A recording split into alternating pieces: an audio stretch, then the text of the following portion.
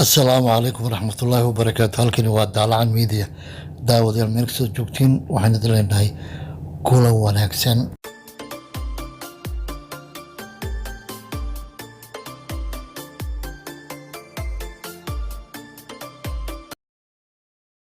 mubaadin Soomaali ku nool Malta oo lagu soo oogay kufsi iyo iibinta daroogada Cabdiladiif Cabdiraxmaan Xasan oo 24 jir ah ayaa waxa lagu soo eedeeyay in uu 3 gabdhood oo u dhashay Malta ku xadgudbay isla markaana uu siiyay moobaylo lacag iyo sidoo kale xashiish.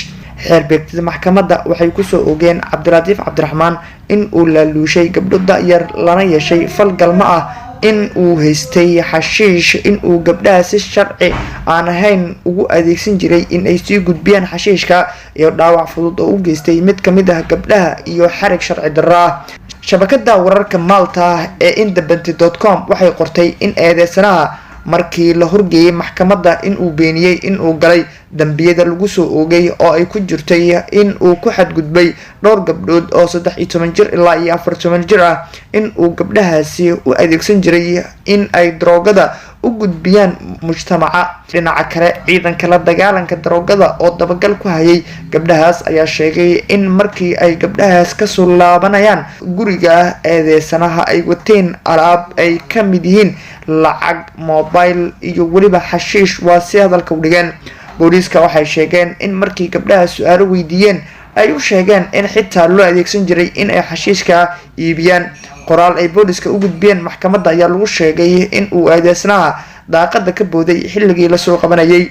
Cabdiladiif Cabdiraxmaan Xasan waxa uu maxkamaddu u sheegay in uu ka shaqeeyo warshad isla markaana saaxiibadiis ay ku nool yihiin degmada Brisbane oo 8 mil u jirta caasimadda Malta ee Vlita. garsoore lagu magacaabo Andre Dimokuli oo gudoomiyay maxkamadda waxa uu amray in eedeysanaha xabsiga lagu sii hayo iyadoona la mamnuucay in uu la hasaabo gabdhaha aan weli qaangaarin. Admiral Iglanjo ayaa loo soo magacaabay in uu noqdo taliyaha cusub ee taliska howlgalka badda ee Atlanta ay ka wadaan xeebaha Soomaaliya. taliyaha cusub oo u dhashay dalka Spain waxa uu xilka kala wareegi doonaa taliyihii hore ee howlgalkaas Jose Mirones oo u dhashay dalka Boortaqiiska.